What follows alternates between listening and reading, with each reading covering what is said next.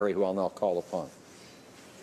Mr. Speaker, I'm delighted to have this opportunity to speak in support of sending Bill C-59, legislation that would bring Canada's national security framework into the 21st century, to committee before second reading. This bill is the result of extensive consultation, and it is in this spirit that it continues through the legislative process. I'd like to thank the numerous agencies and individuals who have offered their expertise and advice in order to ensure that Bill C-59 balances the security of Canadians with the privacy and rights of Canadians, and particularly for their participation through an open and transparent process. Mr. Speaker, Bill C-59 takes significant steps in three key areas. One, it repeals problematic elements of the former Bill C-51. Secondly, it updates and improves national security law commensurate with and in order to keep pace with evolving threats. And thirdly, it enhances accountability and transparency. Taken together, the proposed measures in Bill C-59 represent comprehensive and much-needed improvements to Canada's national security framework. These improvements will make Canada more secure, our agencies more accountable, and our laws more transparent and up-to-date. It's important to understand, and perhaps self-evident, that much of Canada's national security law was written in the 1980s, and well before, the standard of information technology today, which has transformed the national security and intelligence landscape. Today, smartphones and wireless connectivity is a natural extension of our lives and maybe even ourselves. So it should be obvious and deeply concerning that technology today, in the hands of criminals and terrorists, can be used to plan and carry out horrific terror attacks against innocent people. It can also be used to influence and recruit individuals. Cyber threats, espionage, and foreign interference are complex and active threats. And yet rapidly evolving technology is not the only national security challenge we face. The emergence of non-traditional threat actors, outdated legal authorities, and resource shortfalls reveal further gaps in our national security framework.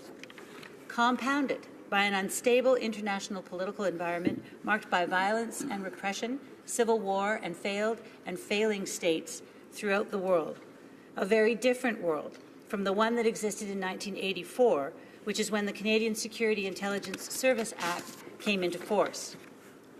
Canada's national security law has not kept pace with the transformative changes of the past few decades. According to Justice Noel of the Federal Court in a judgment last fall, he said that the CSIS Act was showing its age with regard to new technology and developments over the past quarter century. Mr. Speaker, the safety and security of Canada and Canadians depends on having laws in place that accurately reflect today's realities. The proposed legislation before this House is the right way forward in that regard. It modernizes the CSIS Act in a responsible, accountable, and transparent way. If passed, Bill C-59 will allow our security and intelligence agencies to keep us safe by staying ahead of new and emerging threats and technologies, in full respect of our rights. First and foremost, a modernized CSIS Act would serve to address the agency's outdated legal authorities. It would also update and improve the transparency and accountability regime under which CSIS operates, a consideration, I should add, that was noted time and time again during last year's consultation process.